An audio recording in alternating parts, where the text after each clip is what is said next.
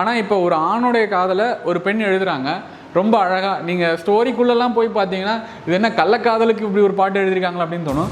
புது புது வரிகளாய் என் கவிதை தாளும் நிறையுதே. ஒரு இசையமைப்பாளரோ அல்லது இயக்குனரோ அந்த பாட்டில் என்ன வரணும்னு விரும்பினாங்களோ அதைத்தான் நான் எழுத முடிஞ்சது. கனவுகள் கனவுகள் வந்து கண்கள் தாண்டி வழியுதே. இந்த உன்னாலே பாட்டு வந்து ஜீவா அவர்களுக்கு ரொம்ப ரொம்ப ரொம்ப பிடிச்ச பாட்டு, பிடிச்ச லிரிக்ஸ்னு சொல்லியிருந்தாரு. அவருக்கு வந்து நம்மளுடைய எழுத்து பிடிச்சிருக்கு அல்லது நம்ம படைப்பு பிடிச்சிருக்குதுங்கிறதுக்கான அர்த்தமே அவரோட புன்னகை தான். என்னை பார்க்கும்போது எனக்கும் உன் மேலே ஒரு காதல் வந்துச்சு இல்லை, அந்த மாதிரி உனக்கும் என்னை பார்க்கும்போது அந்த காதல் வந்துச்சா இல்லையா அப்படின்ற அந்த விஷயம் இருக்குல்ல. பிரம்மன் படைப்பதெல்லாம் அழிந்து விடுகிறது, நான் படைப்பது அழிவதில்லை, அதனால் பிரம்மனை விட நான் பெரியவன். மிடில் கிளாஸ் லவ்வை வந்து சொல்கிறதெல்லாம் ரொம்ப சில படங்கள், ரொம்ப சில பாடல்கள். அதில் வந்து நான் அவள் அப்படி ஒன்றும் அழகில்லை பாட்டை வந்து எடுத்துப்பேன். அவள் பட்டு புடவைகள் அணிந்ததில்லை, அவள் சுடிதார் போலே சிறந்ததில்லை.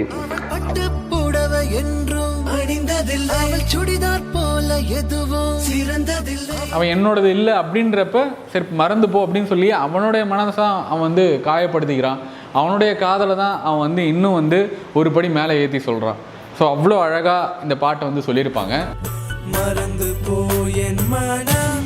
ஆஃபீஸில் வேலை செய்கிறப்போ உங்களோட வேலை செய்கிற ஒரு பொண்ணை உங்களுக்கு ரொம்ப பிடிச்சிருக்கு அப்படின்னா அந்த பொண்ணு எப்போ வருவா அப்படின்னு சொல்லி நீங்கள் சுற்றி தேடிக்கிட்டு இருப்பீங்கல்ல. ஒரு ஃபோட்டோகிராஃபரோட கன்ஃபியூஷன், ஒரு ஒரு நிழற்பட கலைஞர் வந்து அவருடைய வாழ்க்கையில் நடக்கிற குழப்பங்களை வந்து எப்படி சொல்லலாம், அவரோட மொழியிலேயே சொல்லலாம் அப்படின்ற ஒரு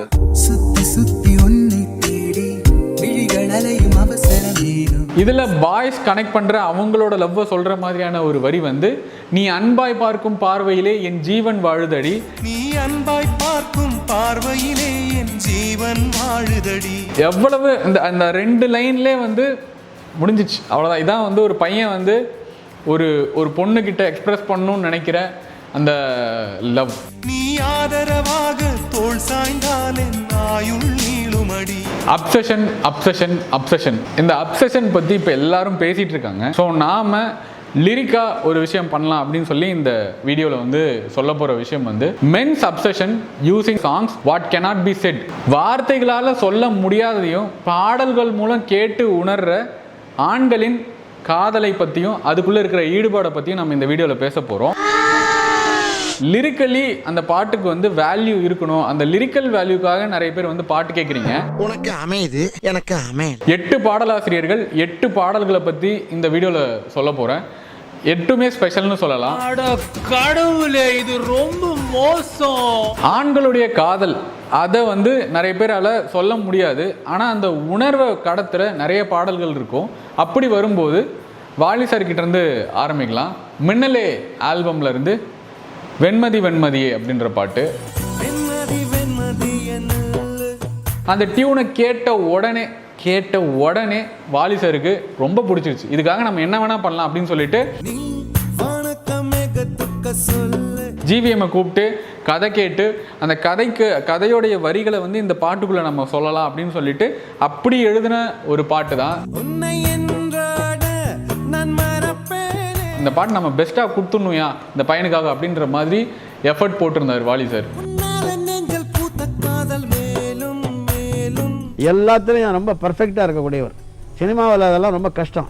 ஏன்னா அந்த என்வைரன்மெண்ட்ஸ் இருக்க, you will be trapped in such a position which we will provoke you to err. ஒரு ஆணுடைய உண்மையான காதலும் அவனுடைய உணர்வும் என்னென்னா, அவள் வந்து எனக்கு சொந்தமானவ இல்லை, அவன் என்னை காதலிச்சிருந்தாலும் அவள் வேற ஒருத்தனுக்கு போய் சேர்றாங்க அப்படின்னா அவள் எங்கே இருந்தாலும் நல்லா இருக்கட்டும், அவன் எப்படி இருந்தாலும் நல்லா இருக்கட்டும் வாழ்த்துறது தான் பல ஆண்களின் மனது, பல ஆண்களின் அன்பு. ஸோ அதை சொல்கிற மாதிரியான ஒரு பாட்டு. இப்போ ஸ்டோரி லைனை வந்து இவர் எங்கே வச்சிருக்காருன்னு கேட்பீங்க. ஜன்னலின் வழி வந்து விழுந்தது மின்னலின் ஒளி,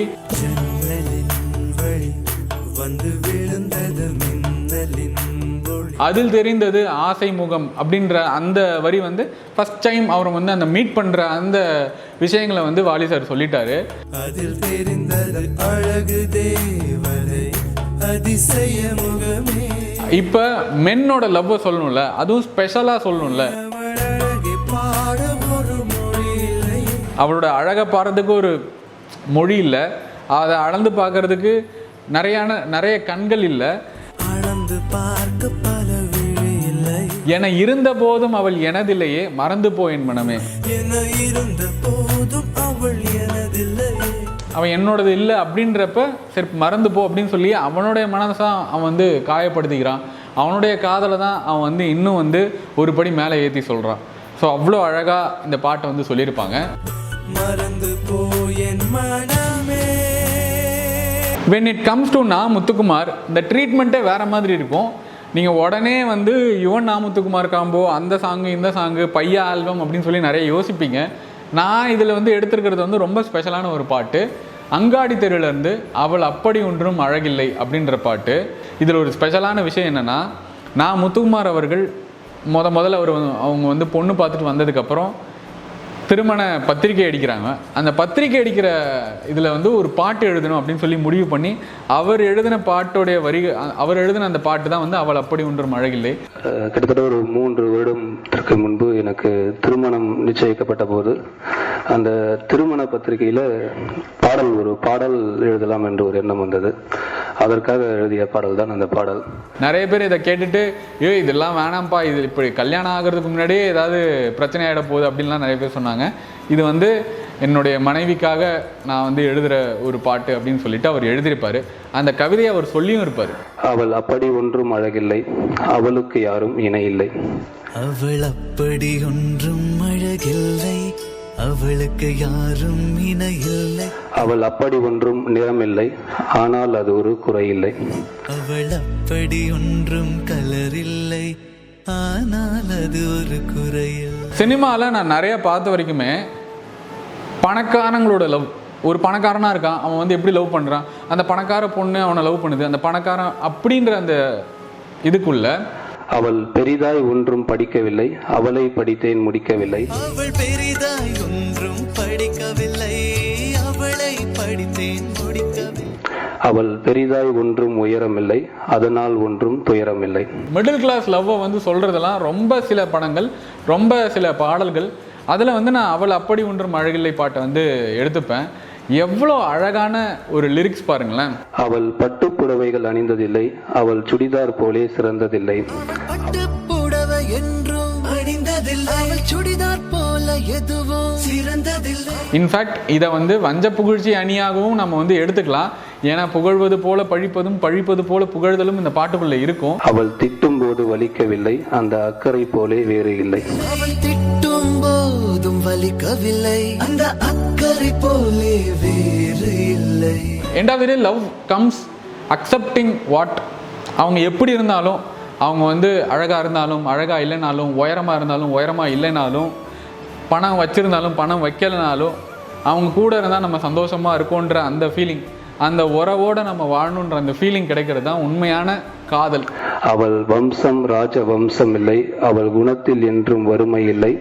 அவள் வாசம் ரோஜா வாசம் இல்லை, அவள் விட்டு சென்றால் சுவாசம் இல்லை. இந்த பாட்டு வந்து இரட்டை தொடையில் எழுதப்பட்ட ஒரு பாட்டு. இரட்டை தொடை அப்படின்னா என்னன்னு கேட்குறீங்களா? இது ஆண்பாலையும் நீங்கள் எடுத்துக்கலாம், பெண்பாலையும் எடுத்துக்கலாம். அவள் அப்படி ஒன்றும் அழகில்லையே, அவன் அப்படி ஒன்றும் அழகில்லை அப்படின்னும் மாற்றிக்கலாம். அந்த நயம் இருக்கு பார்த்தீங்களா, அது அவ்வளோ அழகாக வந்து கன்வே ஆகும். அவள் சொந்தம் பந்தம் எதுவும் இல்லை, அவள் சொந்தம் இன்றி எதுவும் இல்லை. இப்போ அடுத்த லிரிசிஸ்ட் அப்படின்னு சொன்ன உடனே நீங்கள் எல்லாரும் வெறித்தனமாக தேடிக்கிட்டு இருக்கிற ஒரு ஆள். என்னை சுற்றியிருந்த உலகம் எனக்குள் ஏதோ ஒன்றை எழுப்பி காட்டியது. வைரமுத்து அவர்கள் நிறைய ஆல்பம் எடுக்கலாம், நிறைய பேர் நிறைய சஜஷன்லாம் சொன்னாங்க ரிசர்ச்சில் இருக்கிறப்ப. நான் வந்து 90s 2K எல்லாருக்கும் ஃபேவரட்டான ஒரு ஆல்பம் வந்து ஒரு பாட்டு எடுத்துகிட்டு வந்திருக்கேன். ஜே படம். அந்த பாட்டை கேட்டிங்கனாலே நீங்கள் வந்து ஒரு பீரியடுக்கு ட்ராவல் பண்ணி அந்த பீரியடுக்குள்ளே நீங்கள் வாழ்ந்துக்கிட்டு இருப்பீங்க, வசிச்சுக்கிட்டு இருப்பீங்க. ஒரு பொண்ணை பார்த்த உடனே லவ் வருது.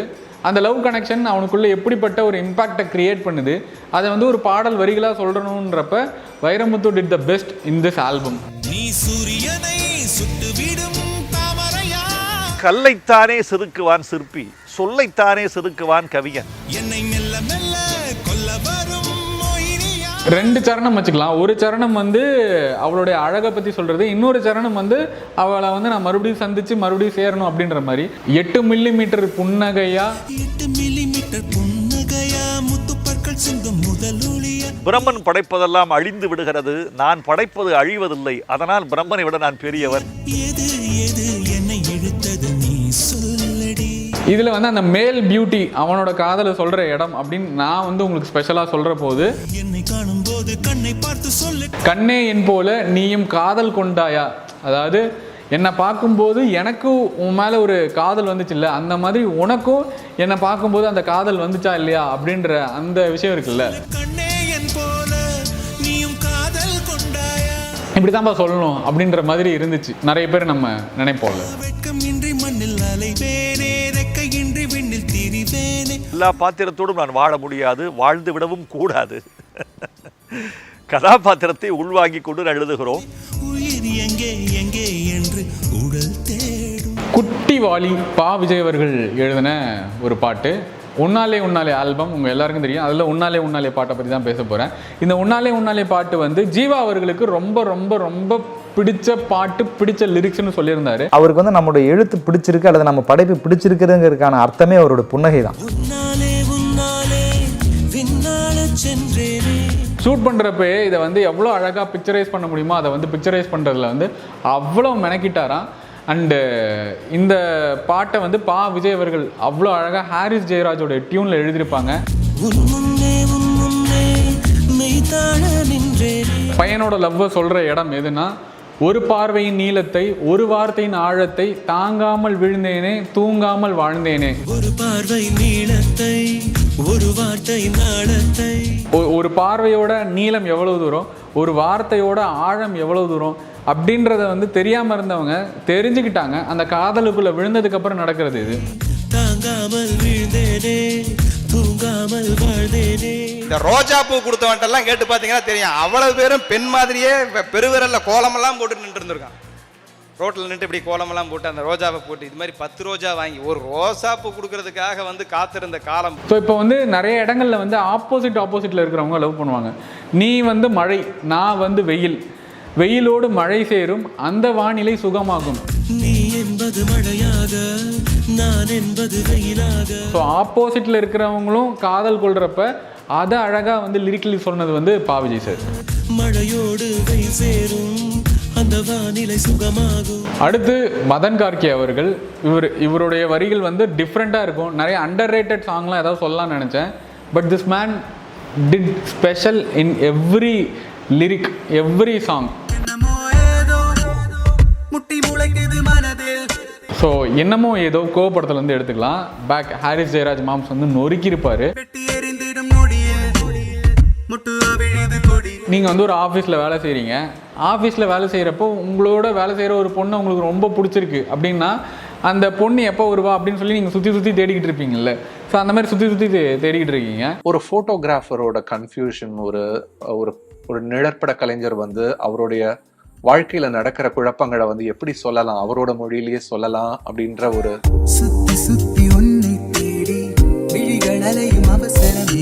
ரோடு பக்கத்தில் ஒரு டீ கடை. அந்த டீ கடையில் நீங்களும் அந்த பொண்ணும் இருக்கீங்கன்னா அந்த டீ கடையில் வந்து அந்த ரோட் சைடில் போகிற எந்த வெஹிக்கிளோட சத்தமும் உங்களுக்கு பெருசாக கேட்காது. அந்த பொண்ணு பேசுகிறதுல தானே அந்த கான்சன்ட்ரேஷன் இருக்கும். ஸோ அந்த மாதிரி இது ஒரு பையனுக்குள்ளே இருக்கிற ஒரு எமோஷனை அந்த ஒரு காட்சி ரீதியாகவே இவர் எழுதிட்டார் அப்படின்னு வந்து சொல்லலாம். சத்த சத்த நெரிசலில் உன் சொல் செவிகள் அறியும் அதிசயம் ஏனோன்ற ஒரு வரி வரும். அந்த வரி வந்து என்னுடைய காதல் அந்த பாட்டுக்குள்ள இருக்கு.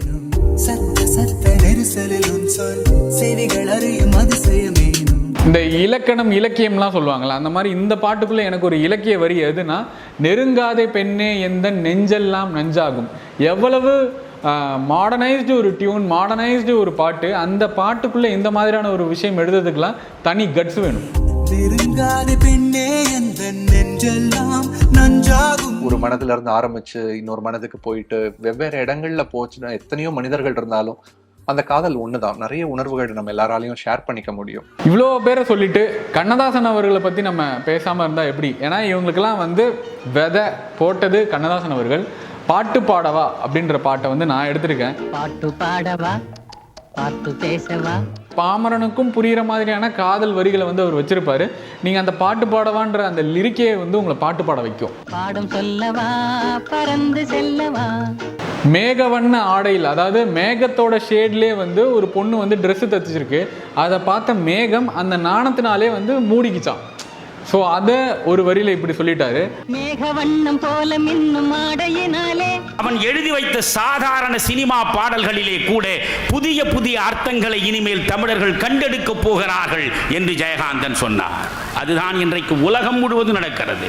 மலை மேனி எல்லாம் மூடுதமா நாணத்தினாலே. பக்கத்துல வந்து நின்னதுக்கு அப்புறமும் உனக்கு என்ன வெக்கமா, பார்வையோடு பார்வை சேர தூது வேண்டுமா அப்படின்னு சொல்லிட்டு அவ்வளோ அழகா வந்து கண்ணதாசன் எழுதியிருப்பாரு. பக்கமாக வந்த பின்னும் வெட்கமாகுமா.